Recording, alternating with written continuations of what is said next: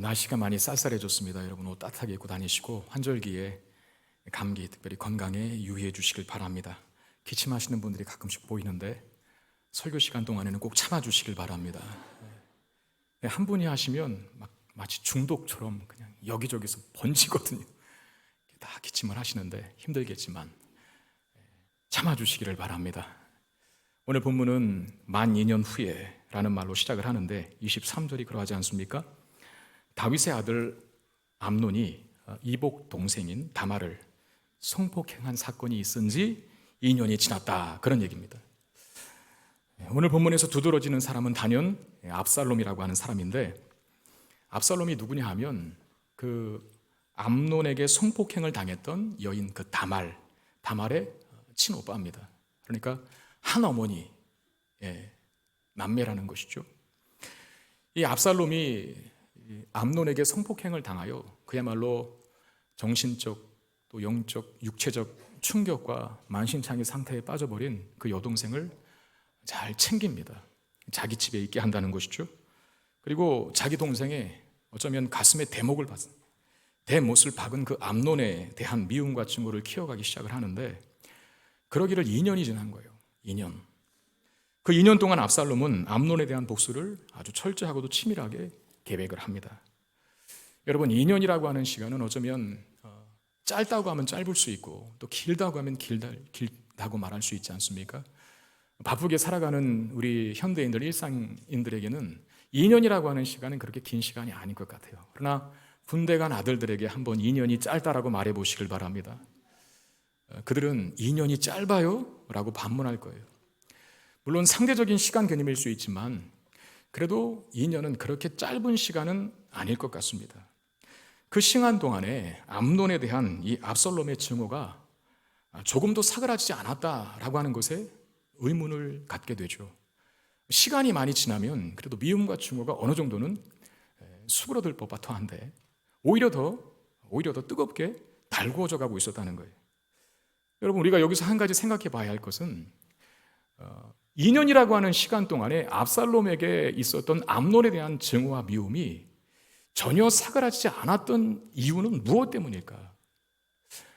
여러분, 우리는 어떤 대상과 또 어떤 사건에 대해서 증오와 분노와 미움을 가졌을 때 그 문제를, 그 분노의 원인을, 그 증오의 대상을 하나님께 가지고 가야 되잖아요.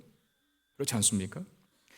근데 압살롬은 그 2년 동안 그 증오와 분노와 미움을 하나도 사그라지지 못했다라고 하는 사실을 통해서 그는 이 문제를 하나님 앞에 한 번도 가지고 나가지 않았다는 것을 반증하는 거죠. 에베소서 4장 26절 27절 말씀 보면 분을 내어도 죄를 짓게 하지 말며 해가 지도록 분을 품지 말고 마귀에게 틈을 주지 말라라고 말합니다. 신약 성경입니다. 분을 인정합니다. 분노할 만할 일이 있을 수 있다는 거예요. 압살롬은 다말의 오빠입니다. 여동생이 험한 일을 당했어요. 분노하지 않을 오빠가 어디 있겠습니까? 오히려 분노하지 않는 것이 이상한 것이죠. 정당한 분노는 하나님의 공의와 하나님의 정의의 성품이 반영된 하나님의 형상을 가진 인간의 한 모습일 수 있지 않습니까? 그러나 그 분노를 오래도록 품지는 않아야 돼요. 그 분노를 오래 품지 않을 수 있는 방법으로 신약 성경이 가르쳐주는 것은 하나님께 맡기라는 것이죠. 하나님께 그 분노를 가져가라는 것이죠. 구약의 시편들 보면, 시편의 시들을 보면 이게 정말 기도인가? 이게 정말 하나님 말씀이 맞는가? 원수를 사랑하라고 했는데, 미워하지 말라고 했는데, 대적을 축복하라고 했는데 시편의 시들을 보면 가끔씩 막 저주하는 내용들이 있고 증오하는 내용들이 있고 뭐 입에 담지 못할 험한 욕설들을 퍼부어대는 시들도 있어요. 근데 여러분, 그 시들은 사실상 기도라고 하는 테두리 속에 있다는 것을 먼저 기억해야 합니다. 분노를 쏟아내고 있지만 그 시인의 분노는 하나님이 제외된 상태에서 기도가 아닌 자신이 그 문제를 해결하는 차원에서의 분노가 아니라 하나님께 가지고 간 분노였다는 거예요. 시편은 그래서 찬양이기 이전에 기도 아닙니까? 그 분노를, 그 증오를 기도라고 하는 테두리 속에서 하나님께 맡기고 오히려 시인의 마음속에는 다시 그 대상과 그 분노의 원인에 대한 해결점들이 생기는 그런 경우들을 보게 됩니다. 압살롬의 문제는 바로 이것인데 그가 하나님 앞에 가지고 나가지 않았다는 거예요. 하나님 앞에 그 분노를 가지고 나가지 않으면 그 분노는 결국은 마귀가 가져갑니다. 네. 마귀가 가져가서 더 큰 죄를 만들어내는데 그 분노를 이용해요. 우리는 압살롬을 이해할 수 있습니다. 사랑하는 여동생이 그런 피해를 입었는데 분노하지 않을 오빠가 어디 있겠습니까? 그럼에도 압살롬이 잘못한 것이 있습니다. 그 문제를 자신의 힘으로만 해결하려 든 것입니다. 만약에 압살롬이 그 분노와 증오, 이 문제를 하나님 앞에 가지고 갔다면 2년 동안, 오늘 본문에 만 2년 후에라고 되어 있는데 2년 동안 압살롬의 마음속에 있었던 이 분노와 미움과 증오는 어쩌면 화해와 용서의 마음으로 바뀌었을 수도 있어요. 하나님이 원하시는 거였겠죠. 근데 압살롬은 그렇게 하지 않았습니다. 미움과 증오와 복수심에 불타는 자신의 감정들을 생각하고 행동을 합니다. 기억해야 할 것은 그렇게 한다면 문제가 해결되나요? 아닙니다. 문제의 골이 더 깊어지기만 한다는 거예요. 이 압살롬의 복수가 양털을 깎는 날에 아버지 다윗과 자신의 형제들을 초대하는 것으로 시작이 되는데 23절 24절 말씀을 다시 보시면 만 2년 후에 에브라임 곁 바하라솔에서 압살롬이 양털을 깎는 일이 있음에 압살롬이 왕의 모든 아들을 청하고 압살롬이 왕께 나아가 말하되 이제 종에게 양털 깎는 일이 있사오니 청하건대 왕은 신하들을 데리시고 당신의 종과 함께 가사이다 라고 말합니다. 압살롬이 양털 깎는 날에 아버지 왕과 다윗 왕과 그 다음에 그의 형제들을 초대합니다. 그러니까 양털 깎는 날은 그야말로 한 해에 마치 농사를 다 짓고 잔치를 벌이는 것처럼 1년 동안 수고하고 애쓴 것을 위로하는 시간입니다. 먹고 마시고 즐기는 시간이죠. 그게 잔치날과 같은 날이거든요. 이 압살롬이 자신의 잔치에 아버지 다윗을 초대합니다. 왜 아버지 다윗을 오라 했을까요? 자기가 마련한 그 잔치가 얼마나 중요한 잔치인지, 중요한 자리인지를 다른 주변인들에게 부각시키는 겁니다. 그러니까 우리가 뭔가를 행할 때 높은 사람이 오면 그 아랫사람들은 다 따라오겠지, 그런 생각하지 않습니까? 이 자리가 얼마나 중요한 자리면 야, 저렇게 높으신 지체 양반까지도 오셨을까? 라는 생각을 하게 됩니다. 그런 차원의 목적이 하나 있고 또 하나는 자신의 숨은 의도를 감추려고 하는 저희가 깔려있죠. 네. 단지 잔치 자리를 초대하여 즐기도록 하려고 하는 의도가 아니라 만약에 이 압살롬이 암논을 먼저 초대했다면, 아버지 다윗을 제껴놓고 암논을 먼저 초대했다면 그 저희가 누군가에게 발각될 수도 있었다는 거예요. 그걸 알고 머리를 쓴 겁니다. 다윗 왕을 먼저 초대하죠. 그러나 다윗은 안 가겠다고 합니다.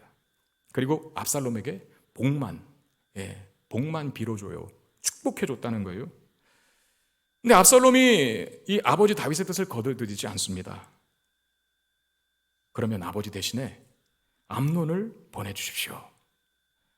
암논이 다윗에게 있어서는 큰아들이거든요. 이 압살롬이 서열상 셋째 아들입니다.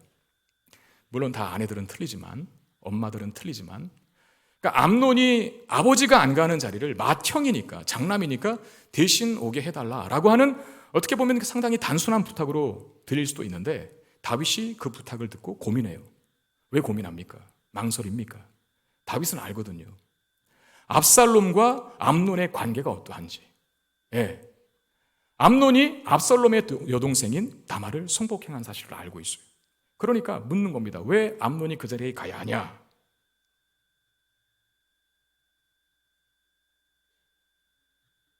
근데 압살롬이 계속 요청을 합니다. 다윗이 못 이기는 척 허락을 하죠. 여기서 우리는 다윗이 아들들에게 계속 속고 있다는 사실을 발견합니다. 우리가 지난주에도 보았던 본문이었지만 첫 번째 아들이었던 그 암논에게 다윗이 속았지 않습니까? 아프지도 않은데 아프다 그러고. 그 아버지 다윗을 속여서 다말을 자기 처소로 오게 했죠. 지금은 또 압살롬이 다윗을 속입니다. 아버지 대신 암논을 잔치에 보내달라고 요청을 하는데 사실은 아버지 대신이 아니라 암논을 죽이기 위한 그런 차원에서 그를 보내달라고 하는 겁니다. 다윗은 암논에게도 속고 지금 압살롬에게서도 속습니다. 암논의 부탁은 아프다니까, 다말이 음식을 만들어 먹여주면 살 것 같다고 하니까 아버지 된 심정으로 허락했어요. 압살롬의 부탁은 이제 셋째가 마음을 풀고 형과 잔치 석상에서 화해하려고 하나? 라고 하는 기대를 가지고 또 허락했어요. 근데 결국은 그게 아니었다는 거예요. 다윗의 분별력이 상실된 것처럼 보이고 죄를 짓는데, 그것도 자식들에게 이용 대상이 되고 있는 아버지 다윗의 모습이 그려집니다. 여러분, 우리는 항상 깨어 있어야 합니다. 영적인 분별력을 구비하고 있어야 됩니다. 지금 다윗이 영적인 분별력이 굉장히 많이 퇴보되어 있는 모습을 보여주죠. 브라이언 채플이라고 하는 신학생들에게는, 목회자들에게는 잘 알려진 신학자이기도 하고 그리고 설교자인, 지금도 현직 목회자인데, 그분이 이런 말을 했습니다. 경건과 영적 분별력은 불가분의 관계다. 경건과 영적 분별력은 뗄래야 뗄 수 없는 관계다라고 하는데, 여러분, 우리가 영적인 분별력이 있기를 바라잖아요? 그렇죠. 누가 나를 속이면 속지 않기를 원하잖아요. 얼마나 많은 거짓과 미혹의 영들이 있습니까? 거기에 넘어가지 않으려면 분별력이 있어야 되는데, 그 분별력은 그냥 앉아있는다고 해서 생기는 것이 아니라, 교회에 오래 다녔다고 해서 생기는 것이 아니라, 경건과 영적 분별력은 불가분의 관계다 그랬어요. 그럼 경건한 삶을 살아야 영적 분별력이 생긴다는 거예요. 경건이 뭡니까? 하나님과 나와의 관계입니다. 하나님과 나와의 관계에 막힘이 없어야 되고, 하나님과 나와의 관계가 늘 충만하고 친밀하게 더 깊이 있게 증진되어 가야 해요. 하나님과 나와의 관계가 막히지 않으려면 일단 여러분, 죄를 거부하셔야 됩니다. 다윗이 밧세바를 범하고 그 다음에 우리아의 그 충신 우리아를 죽이는 그 죄를 범한 이후부터 하나님께서 그를 용서하긴 했지만 굉장히 깊게 패인 영적 퇴보의 형상을 보이는 모습을 보여요. 그러니까 죄라고 하는 것은 사람을 영적으로 둔하게 만든다는 것이죠. 오늘 본문이 보여주고 있는. 그리고 우리는 더 나아가서 하나님과의 친밀함을 구현해야 하는데, 하나님과의 친밀함도 마찬가지입니다. 여러분, 누군가 친밀한 관계를 맺고 있다는 것은 그냥 되는 게 아니잖아요. 자주 만나는 겁니다. 그리고 이야기하는 겁니다. 그리고 뭐든지 함께하는 겁니다. 그러면 친밀해지잖아요. 하나님과 함께한다는 것, 하나님과 친밀해진다는 것은 말씀과 기도라고 하는 하나님께서 정해놓으신 은혜의 수단들, 은혜의 방편들을 통해서 그분과 자주 만남을, 왕래를 갖는 겁니다. 그래야 친해져요. 그래야 영적인 분별력이 생기고 이 시대의 악한 영과 미혹의 영에 의해서 우리를 지켜낼 수 있다는 것이죠. 다윗이 지금 그 일에 실패하고 있습니다. 압살롬의 간청대로 암논과 형제들을 잔치에 참석해 하는데, 근데 얼마 지나지 않아서 이 잔치의 자리가 그야말로 공포의 자리로 바뀝니다. 왜 그렇습니까? 드디어 압살롬의 복수극이 시작됐거든요. 28절 29절 말씀 보시면 압살롬이 이미 그의 종들에게 명령하여 이르기를, 너희는 이제 암논의 마음이 술로 즐거워할 때를 자세히 보다가 내가 너희에게 암논을 치라 하거든 그를 죽이라. 두려워하지 말라. 내가 너희에게 명령한 것이 아니냐. 너희는 담대히 용기를 내라 한지라. 압살롬의 종들이 압살롬의 명령대로 암논에게 행하며 왕의 모든 아들들이 일어나 각기 노새를 타고 도망했다. 여러분, 여기서 주목해 봐야 할 말, 압살롬이 자신의 종들에게 하는 말, 이 명령인데 굉장히 과간이죠. 뭐라 합니까? 28절 하반절에 두려워하지 말라. 내가 너희에게 명령한 것이 아니냐. 너희는 담대히 용기를 내라 한지라. 여러분, 이 말이 무엇과 비슷하냐면 여호수아 1장 9절에 있는 말씀. 여호수아 1장 9절에 있는 그 말씀 뭡니까? 우리 한번 같이 읽어볼까요? 여호수아서 1장 9절 시작. 내가 내게 명령한 것이 아니냐.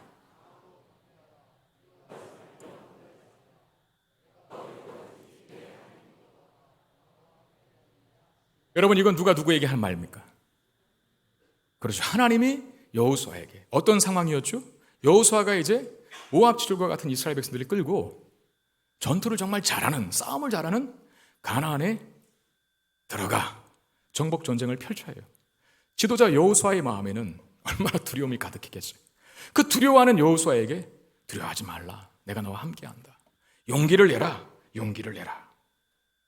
내가 어디로 가든지 여호와가 너와 함께할 것이라.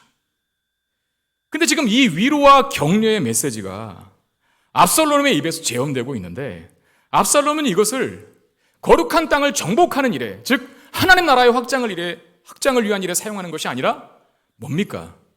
죄 짓는 일에 사용하고 있다는 것이죠. 그의 종들이긴 하지만 왕자를 죽이는 것은 쉬운 일이 아닙니다. 벌벌벌 떨고 있고 망설이고 있는 자신의 부하들에게 압살롬이 말하는 거예요. 암논이 술 취했으니까 그때 죽여라. 두려워하지 말라. 담대하라. 내가 내게 명령한 것이 아니냐. 이렇게 말하면서 거룩을 위한 일에 날려야 할 멘트를 죄 짓는 일에 날리고 있다는 것. 여러분, 우리는 우리 자신에게 죄 짓는 일에 자꾸 격려하면 안 돼요. 또는 우리의 지체들에게, 또는 우리의 이웃들에게 범죄하는 일에 동참하라고 자꾸 유혹하면 안 돼요. 하나님께서 기뻐하시지 않는 일입니다. 여러분, 우리 안에 두 마리 말이 있다고 그랬지 않습니까? 흑마와 백만대, 검은 말과 하얀 말. 이 두 마리 말이 자꾸 싸웁니다. 어느 말이 이길까요? 어느 말이 이길까요? 제가 지난주에 했는데도 틀리시네요. 먹이를 많이 주는 말, 결국은 힘이 센 말이 이기겠죠. 우리 안에 육체의 소욕과 성령의 소욕이 공존합니다. 이 둘의 소욕은 자주 싸웁니다. 대적합니다. 육체의 소욕을 이겨야 되는데 육체의 소욕을 이길 수 있는 방법은 성령의 소욕을 따라 행하면 되는 거예요. 거룩한 욕심과 거룩한 욕망에 자신을 드리는 일에 힘써야 된다는 거예요. 자신에게도 그리고 우리 주변의 사람들에게 죄를 부추기는 자가 되지 말고 죄를 이기는 쪽에 용기를 주고 거룩함을 위한 일에 용기를 주는 사람이 되어야 합니다. 같이 죽자가 아니라 같이 살자가 되어야 합니다. 지금 암논은 같이 죽자 이거 아닙니까? 부하들에게 같이 죽자. 어느 목사님께서 전도사 시절에 처음 새벽 기도회를 인도하게 된 겁니다.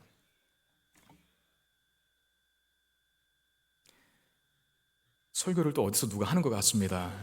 저만 하는 거죠. 전도사 시절에 처음 새벽 기도회를 인도하니까 그 얼마나 마음이 떨리겠어요. 잠 못 자면서 몇 시간을, 그 20분, 25분 설교하기를 몇 시간을 철저하게 최선을 다해 준비를 합니다. 그리고 설교 단상에 서서 새벽 기도의 시간을 마쳤습니다. 그날 오후에 교회로 전화가 왔습니다. 마침 그날 새벽 기도에 인생을 포기하고 자살을 결심했던 어떤 한 분이 마지막으로 교회 나가서 하나님께 기도나 한번 하고 죽겠다 그러고 왔는데 그 전도사님이 전한 새벽 기도의 말씀을 듣고 마음을 고쳐먹고 다시 살아갈 용기와 희망을 갖게 되었다라고 하면서 그 전도사님 그렇게 칭찬했던 거예요. 그분은 놀라운 깨달음을 얻지 않았겠어요? 그 전도사님은 그렇구나. 하나님의 말씀이 한 인생을 살릴 수도 있겠구나. 대충 해서는 되는 일이 아니구나.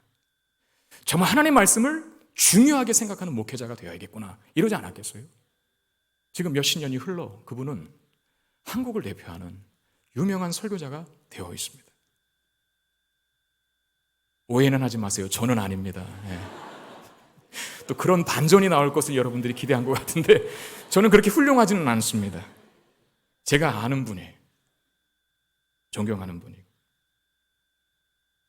여러분, 교회는 기본적으로 복음을 가진 공동체입니다.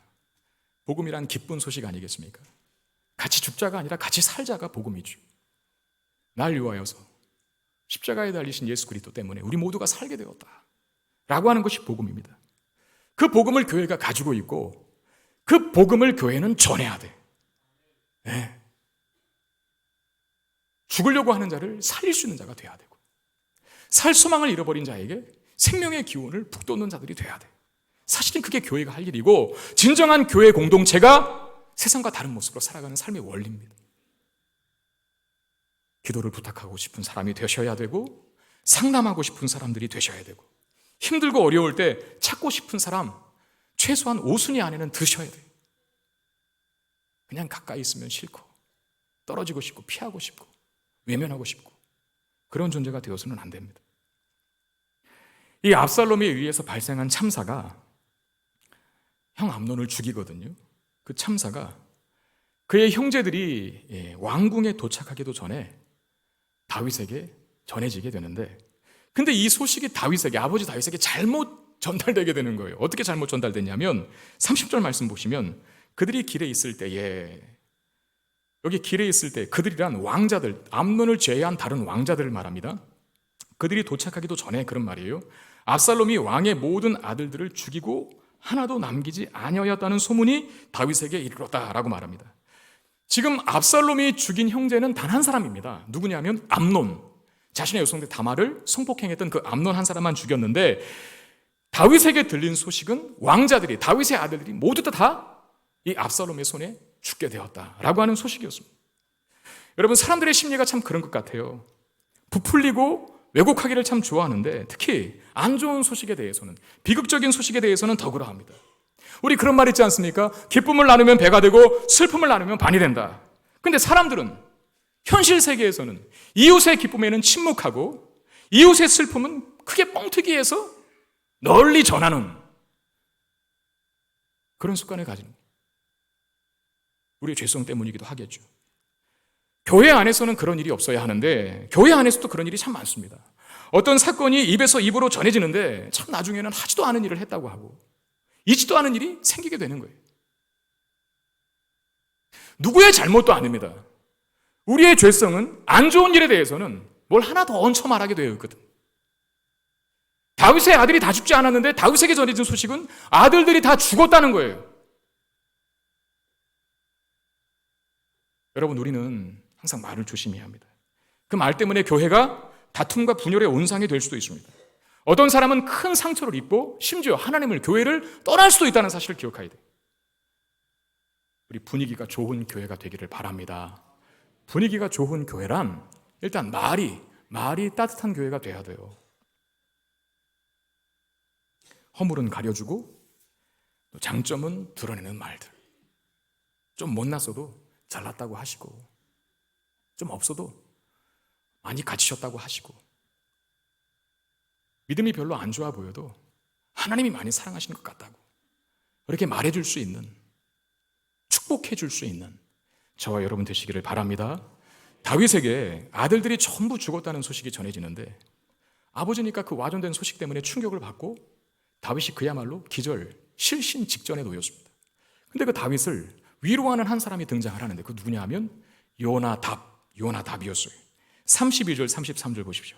다윗의 형 시므아의 아들 요나답이 아뢰어 이르되 내 주여 젊은 왕자들이 다 죽임을 당한 줄로 생각하지 마옵소서. 오직 암논만 죽었으리이다. 그가 압살롬의 누이 다말을 욕되게 한 날부터 압살롬이 결심한 것이니이다. 그러하온즉 내 주 왕이여 왕자들이 다 죽은 줄로 생각하여 상심하지 마옵소서. 오직 암논만 죽었으리이다 하니라. 지금 이 말을 다윗에게 누가 하는 겁니까? 요나답이라고 하는 사람이 하는 거예요. 형제들이, 당신의 아들들이 다 죽지 않았습니다. 압살롬은 암논에게만 원한이 있고 아마 복수하는 심정으로 암논만 죽였을 것이고 다른 왕자들은 살아서 돌아올 것이니까 걱정하지 말라고 그렇게 위로를 합니다. 근데 여러분, 사실 이 위로를 전하는 요나답이라고 하는 사람은 누구예요? 사실 이 모든 사건의 최초의 원흉자 아닙니까? 어쩌면? 왜? 암논이 다말을 성폭행하도록 만들어준, 사주해준 아주 견고하고 교활한 자가 바로 이 요나답입니다. 지금 이 시점에서는 아들들이 다 죽은 줄 알고 깊은 상심에 쩔어 있는 다윗을 위로하는 자로 등장해요. 근데 여러분, 오해하지 마십시오. 위로가 아닙니다. 표면적으로 볼 때는 위로처럼 보이죠. 32절 하반절에 보면 그가 압살롬의 누이 다말을 욕되게 한 날로부터 압살롬이 결심한 것이니이다 라고 하면서 다윗에게 왕자들이 다 죽지 않았을 것이다 라고 하는 확신을 이 부분을 들어 비유해요. 이 부분을 들어 강조해요. 뭡니까? 요나답은 이미 압살롬이 암논을 죽이기로 계획한 일을 알고 있었다는 거예요. 알았으면 말려야죠. 그렇지 않습니까? 알고 있었다면 압살롬의 그 계획을 저지시켜야죠. 내가 너 가슴 아픈 거 안다. 분노하는 거 아는데 그래도 형을 죽이는 건 아니지 않니? 아버지 다윗의 마음이 얼마나 아플 것이며 그건 하나님께서 기뻐하신 게 아니다 라고 말해줄 수 있는 자가 돼야 되는데 그렇게 하지 않았어요. 그리고 다윗의 다른 아들들이 왕궁으로 살아서 돌아왔을 때 요나답이 다윗을 보며 이렇게 합니다. 거봐요, 제 말이 맞죠, 제 말이 맞죠, 제 말이 맞죠. 이건 뭘 말합니까? 철저한 요나답이 가진 기회주의적인 성격을 엿볼 수 있는 대목이라는 거예요. 남의 불행과 남의 아픔을 기회로 여겨서 자신의 성공과 출세의 발판으로 삼는 이 요나답의 교활하고 간교한 성품이 그 이면에 그대로 묻어나 있다는 것이죠. 여러분, 10계명 중에 제 9계명은 내 이웃에 대하여 거짓 증거하지 말라 이 말입니다. 구약의 율법인 10계명, 그 십계명을 통하여 모든 율법들이 다 파생이 되잖아요. 그러니까 십계명은 모든 율법의 뼈대와 같은, 근간과 같은 틀이라고 할 수 있습니다. 이 십계명을 광야에서 받죠. 그리고 가나안 땅에 들어가 살아야 합니다, 이스라엘 백성들. 그러니까 가나안 땅에는 네 이웃에 대하여 거짓 증거하는 사람들이 너무나 많은 영역이라는 겁니다. 그도 그럴 것이 가나안 땅은 하나님 믿지 않는 사람들이 거하는 땅입니다. 하나님 믿지 않는 사람들은 자신의 출세와 성공과 생명을 위하여 기꺼이 남도 희생시킬 수 있고, 남도 해코지할 수 있고, 남에게 위증도 할 수 있고, 남을 심지어 죽일 수도 있는 사람들입니다. 왜? 그렇게 해야만 자신들의 목숨과 생명이 보존될 수 있다고, 유지될 수 있다고 믿기 때문에 그렇습니다. 다시 말하면 하나님 없는 사람들이 이웃에 대하여 거짓 증거를 하는 겁니다. 그러나 하나님 이스라엘 백성들에게 말씀하시는 것이죠. 내 이웃에 대하여 거짓 증거하지 말라라고 하면서 남을 짓밟고 이웃의 것을 빼앗고 탐내면서 네 것을 가질 필요가 없다. 왜? 내가 너희들의 모든 삶을 책임지는 여호와 하나님이니까. 이 말을 하는 거예요. 우리도 마찬가지입니다. 우리도 세상의 정신처럼 남을 죽이고 남을 무너뜨려 내가 올라가고 내가 사는 그런 비열하고 어쩌면 추악한 인생 진흙탕 속에 우리를 내어 던지지 않아도 돼요. 왜? 하나님이 우리의 아버지시니까. 하나님 안에 우리의 모든 필요가 다 있다는 믿음으로 살기 때문에 우리는 우리의 이웃에 대해서 넉넉할 수 있습니다. 요나답처럼 살지 않아도 된다는 말입니다. 우리는 우리의 주변의 사람들을 그래서 이해관계로 대하지 않고 인격적으로 대해야 하시고, 우리의 옆에 있는 상대들을 이용 대상으로가 아니라 존중과 섬김의 대상으로 여겨야 합니다. 그것이 하나님 믿는 사람들에게 나타나야 할 인간관계의 특징입니다. 암논을 죽인 압살롬, 그술이라고 하는 성읍으로 도망을 치는데 큰형을 죽였으니까요, 아버지 다윗을 보면 면목이 없겠죠. 어쩌면 아버지 다윗이 본인을 또 처형할 수도 있으니까 그술이라고 하는 땅으로, 그 나라로 도망을 치는데, 갈릴리 호수 동북 쪽에 위치한 한 작은 나라입니다, 그술이. 근데 그 그술로 도망한 이유가 있어요, 압살롬이. 거기에 외할아버지가 살고 있거든요. 그러니까 외할아버지가 그술이라고 하는 작은 나라의 왕이었어요. 그 할아버지, 그 구술이라고 하는 한 나라를 통치하는 압살롬에게 있어서 그 할아버지는 달매인데, 그 달매의 딸이 바로 마아가입니다. 마아가가 바로 다윗의 아내였죠. 그러니까 압살롬이 도망친 곳은 외할아버지가 사는 곳, 어머니의 고향과 같은 땅이었다는 겁니다. 거기에 숨어서 3년 동안을 지내게 되는데, 여러분, 다윗에게 압살롬도 아들이잖아요. 손가락 깨물어서 안 아픈 손가락이 어디 있겠습니까? 그러니까 압살롬이 자신을 피해 도망간 그 3년의 세월 동안에 다윗은 또한 압살롬에 대한 그리움과 그 사무치는 정으로 힘들어합니다. 그게 37절 하반절에 다윗은 날마다 그의 아들들로 말미암아 슬퍼했다라고 하는 기록으로 확인됩니다. 어쩌면 다윗은 한꺼번에 아들 둘을 잃은 것이죠. 오늘 본문에 암논이 죽고 그리고 압살롬도 자기의 곁을 떠나섭니다. 얼마나 슬픔이 컸겠습니까? 이런 참담하고 비극적이고 암울한 내용을 담고 있는 것이 오늘 본문의 내용인데, 이 비극적이고 참담하고 암울한 사건이 다른 사람도 아닌 다윗의 가문 속에서 일어나고 있다는데 우리는 주의를 기울이셔야만 합니다.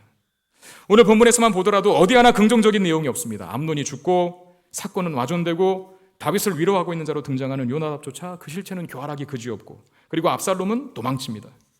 이런 자식들의 모습 때문에 아버지 다윗의 눈에 눈물이 마를 날이 없는 거예요. 오늘 본문에 다윗이 통곡했다라고 하는 말과 다윗이 그의 자녀들 때문에 슬퍼했다라고 하는 말이 반복되고 있음을 확인합니다. 우리가 아는 다윗은 어떤 사람이었습니까? 훌륭한 사람이었죠. 늘 신앙의 모범이 되고 믿음의 용장으로서 닮았으면 하는 그 거인 골리앗을 쓰러뜨리고 13년 동안이나 사울의 쫓김을 당하였어도 2번씩이나 죽일 기회가 있었음에도 불구하고 사울을 용서했던 다윗, 블레셋과의 전쟁만 하면 승승장구했던 그 다윗이 오늘 본문 속에서는 어떤 존재로 전락하고 있느냐 말입니다.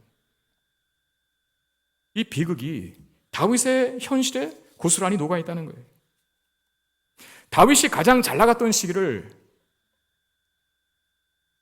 언제인가라고 누군가가 묻는다면 저는 두 번 고민하지 않고 하나님께서 다윗에게 언약을 주신 때라고 말합니다. 하나님께서 다윗에게 언약을 주신 때가 언제예요? 사무엘의 7장에 있었죠. 다윗이 하나님 앞에 법궤를 안치시킬 성전을 건축할 마음을 품었을 때 하나님 그것을 거절하셨지만 그 다윗의 소원이 기특했잖아요. 그래서 약속을 주시는데 그게 바로 다윗 언약이거든요. 어마어마한 위대한 놀라운 약속. 그 다윗과 맺은 언약의 가장 핵심된 내용이 사무엘하 7장 16절의 말씀에 있는데 이런 말씀입니다. 내 집과 내 나라가 내 앞에서 영원히 보존되고 내 왕위가 영원히 견고하리라 하셨다 하라. 그러면 내 집, 즉 다윗의 집과 다윗의 나라가 하나님 앞에서 영원히 보존되고 다윗의 왕조가 영원히 견고하게 될 것이다 라고 하는 약속을 하나님께서 주셨습니다. 이런 언약을 다윗과 하나님 맺으신 거예요. 그리고 이후에 다윗의 삶에 나타나는 사건들은 모두 어두운 사건들의 일색입니다. 다윗이 밧세바를 간음하고 그녀의 남편인 충신 우리아를 교활한 방법으로 살해하고 자식들 간의 성폭행이 일어나고 심지어 오늘 본문이 다루는 것처럼 형제가 형제를 살해하는 치밀한 계획을 세워 이런 참사가 발생합니다. 여러분 도대체 어느 집안에서 어느 가문에서 이런 일이 일어날까요? 어느 가문에서? 우리가 늘 위대한 신앙인이다, 존경할 만한 인물 1순위라고 늘 여겨왔던 다윗의 가문 속에 어쩌면 이방 땅의 한 가문에서 다 일어나지 않는 일들이 일어나고 있다는 거예요. 여러분 이런 일들이 일어난 다윗이 과연 영원한 왕위를 소유할 수 있을까요? 영원한 나라를 만들까요? 메시아가 출현할 나라를 세울까요? 구원의 문이 그를 통해서 열어질까요? 아마 자신도 천국 가기 힘들다고 생각했을 거예요. 이런 죄를 가지고 어떻게 천국 간다고 확신할 수 있습니까? 그래서 하나님께서 다윗에게 맺으신 언약이 다행 중에 다행이고 은혜 중에 은혜인 것입니다.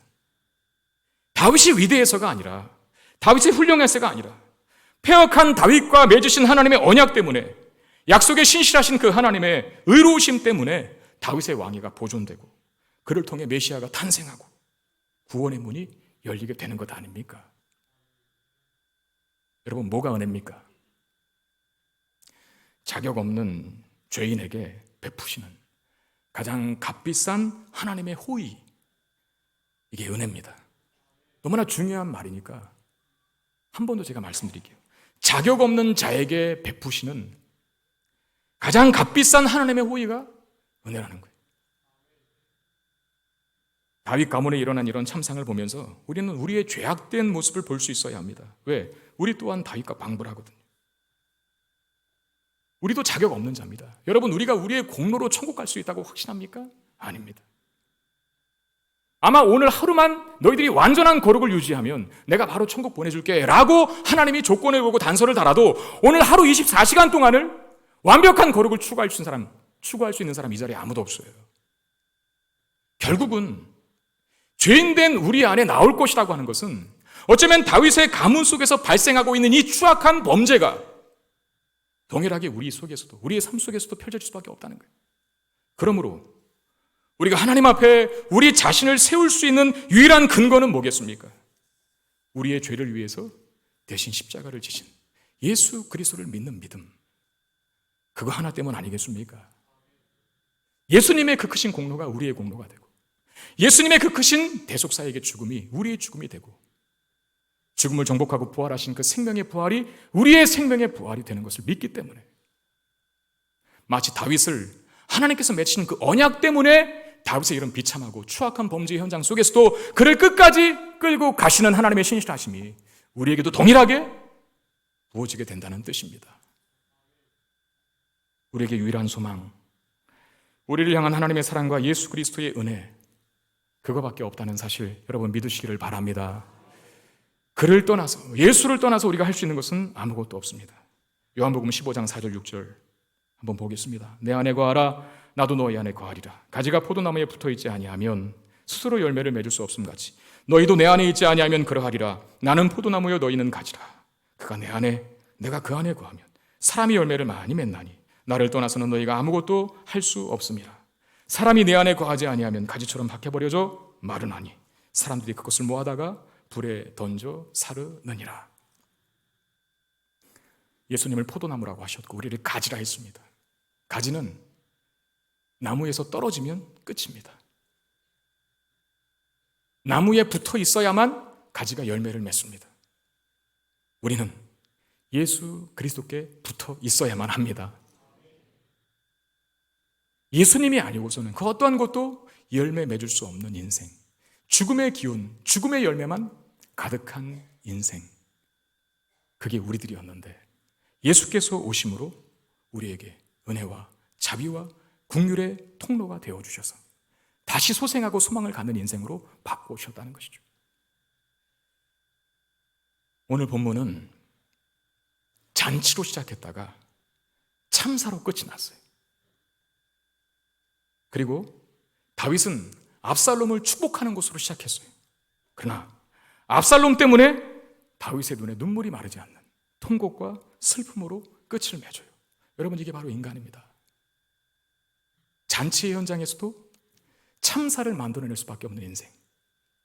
자녀를 위하여 축복했지만 축복대로 되지 아니하고 오히려 그 자녀 때문에 눈에 눈물이 마를 날이 없는 인생으로 전락할 수밖에 없는 거예요. 그게 우리의 모습이죠. 이 똑같은 그림을 신약성경 요한복음과 누가복음이 보여주는데 요한복음 2장에는 가나의 혼인잔치가 있어요. 그 혼인잔치도 똑같은 위기 상황을 경험합니다. 왜? 잔치 자리는 기쁨이 있어야 되는데 그 기쁨과 즐거움의 상징인 포도주가 다 떨어져 버린 거예요. 위기에 직면했습니다. 그러나 놀랍게 반전이 일어나죠. 그 위기가 극복되고 포도주가 계속해서 넘쳐나는 기적의 현장이 됩니다. 누가복음 7장에는 나인성 과부의 이야기가 있습니다. 여러분, 과부라고 하는 그 존재 자체만으로도 이미 비극적인 인생을 사는 사람이에요. 근데 그에게 아들 하나 있는 거. 청년인 아들. 그러니까 정이 들 대로 들었고 어쩌면 나의 삶을 개선시켜줄 수 있는 유일한 소망처럼 여겼던 그 아들, 청년 아들, 그가 죽게 되어 장례를 치르는 장면이 기록되고 있습니다. 수많은 사람들이 이 과부가 너무나 불쌍하여서 조문 행렬에, 장례 행렬에 같이 동참하여 그 마을 전체가 곡하는 소리로 가득합니다. 그런데요, 곡하는 소리에서 하나님을 찬양하는 소리로 바뀌어요. 도대체 가나의 혼인잔치에 그리고 이 나인성 과부의 아들의 죽음, 이 장례 행렬에 무슨 일이 있었길래 이런 급반전, 이런 기적과 같은 역사가 일어났을까요? 가나의 혼인잔치에 예수님이 계셨습니다. 나인성 과부의 장례 행렬에 예수님이 가셨습니다. 그래서 포도주가 떨어져 버린 그 가나의 혼인잔치 속에서는 예수님께서 물을 포도주로 만드셔서 그 기쁨을 더 풍성하게 만들어 주셨죠. 나인성 과부의 장례 행렬 속에서는 예수님이 나타나셔서 그 과부를 불쌍히 여기면서 울지 마라, 울지 마라 라고 말씀하시며 죽은 아들을 향하여 명하십니다. 청년아, 내 자리를 들고 일어나라. 어쩌면 이 구약의 본문, 오늘 본문의 사건과 제가 지금 말씀드린 가나의 혼인잔치와 나인성 과부의 상황이 비슷합니다. 그러나 결론은 달라요. 그러므로 우리가 이 오늘 본문을 보면서 인생에게는 예수 그리스도가 필요하다. 이 도전과 이 깨달음을 얻으셔야 합니다. 아무리 다윗이라 할지라도, 그 훌륭한 다윗의 자식들이라 할지라도 하나님이 없었을 때에는 잔치를 참사로 끝내고 자녀들을 위하여 축복하지만 그 축복받은 자녀가 결국은 문제의 발단과 원인이 되는, 아버지의 눈에 눈물이 마르지 않게 하는 이런 비극적인 결말로 끝날 수밖에 없는데, 그러므로 모든 인생 속에서는 예수 그리스도가 계심으로 위기가 기적이 되고 죽음이 부활로 바뀌는 이 놀라운 역사가 우리에게 필요하다는 것을 성경이 가르치는 것입니다. 여러분, 기뻐하십시오. 예수님께서는 우리를 떠나지 않기로 결심하셨고 우리와 영원토록 함께 하실 것을 작정하셨습니다. 그러므로 오늘 본문에 등장하는 이런 비극적인 위기 속에 우리가 몰린다 할지라도 결코 실망하거나 낙심하지 마시고 기쁨의 위기에서 그 기쁨의 위기를 더 큰 축복의 기적으로 만드시는 우리 주 예수, 죽음의 기운이 만연한 그곳을 생명의 기운으로 넘치도록 만들어주신 우리 예수, 그 예수님 붙잡고 승리하며 일어설 수 있는 저와 여러분들이 되시기를 주님의 이름으로 축원드립니다. 기도하겠습니다. 하나님, 하나님의 은혜 없이는 살 수 없는 죄인인 것을 고백합니다. 다윗이라도 잔치를 참사로 끝낼 수밖에 없고 축복이 저주와 같은 현장으로 바뀌어질 수밖에 없는 것이 하나님 없이 사는 인생들인 것을 고백합니다. 주여, 우리 안에 예수 그리스도를 허락하셔서 이런 모든 고통과 괴로움들을 능히 이길 수 있게 하시며 기쁨이 상실될 위기 속에서 그 기쁨을 더욱더 풍성하게 만드시며 죽음의 기운이 만연한 그곳, 그래서 애국과 통곡과 괴로움밖에 없는 그곳에 부활과 생명을 만들어내시는 우리 주님이 우리와 함께 계시다는 사실을 통하여 우리가 넉넉하게 이기는 인생으로 살아갈 수 있게 해 주시옵소서. 위기를 기적으로 바꾸시는 분, 죽음을 부활로 만드시는 분, 그분이 우리와 함께 하시기로 결심하셨기 때문에 위기 속에서도 참사 속에서도 어두움 속에서도 심지어 죄악 속에서도 다시 일어나 하나님의 길을 가는 우리가 되게 하시고 그 예수 그리스도를 믿는 믿음으로 승리하는 인생으로 살아가는 우리 모두가 되게 해 주시옵소서. 우리 주 예수 그리스도의 이름으로 간절히 기도드리옵나이다. 아멘.